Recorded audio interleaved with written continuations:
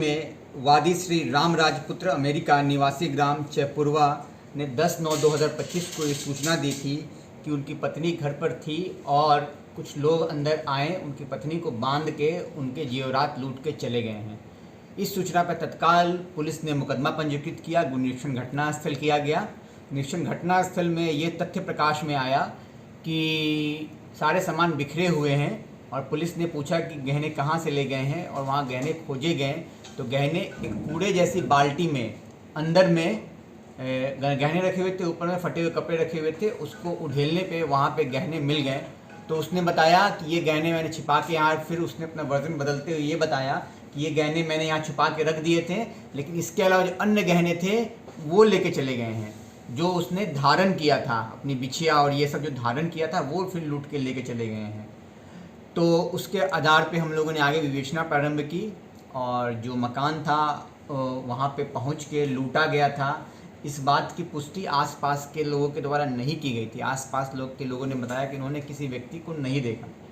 तो ये संभव भी था कि कोई आया भी हो, न भी आया हो, इसीलिए बहुत ही संजीदगी से विवेचना की गई। आसपास सीसीटीवी कैमरा देखे गए, सर्विलांस का प्रयोग किया गया और साथ ही साथ मुखबिर लगाए गए।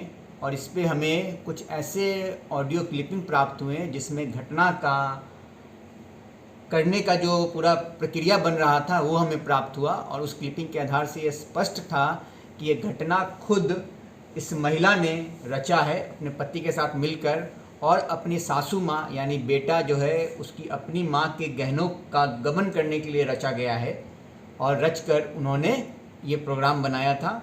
और इसका पुलिस ने सफल अनावरण किया है। इस सफल अनावरण के लिए एडिशनल एसपी, संबंधित क्षेत्राधिकारी और थाना प्रभारी बधाई के पात्र हैं कि उन्होंने इस अफवाह की दुनिया में, जो अफवाह चल रही थी, इसकी दुनिया में इन लोगों ने सोचा कि अपनी ही माँ का हम गहने का गबन कर ले, और इसीलिए इन्होंने पूरी की पूरी ये झूठी घटना को रचा था और इसका सफल अनावरण किया है।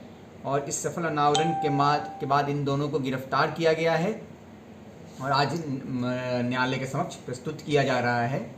और आपके माध्यम से मैं सभी जनपद वासियों को ये सूचना दे रहा हूँ कि कोई भी इस अफवाह को बढ़ावा न दे, और इस अफवाह की आड़ में जो लोग लोभी हैं वो लोग ऐसी ही घटना को रच के अपने ही परिवार के लोगों के साथ गबन करने का प्रयास कर रहे हैं। इससे सब लोग सावधानी बरतें।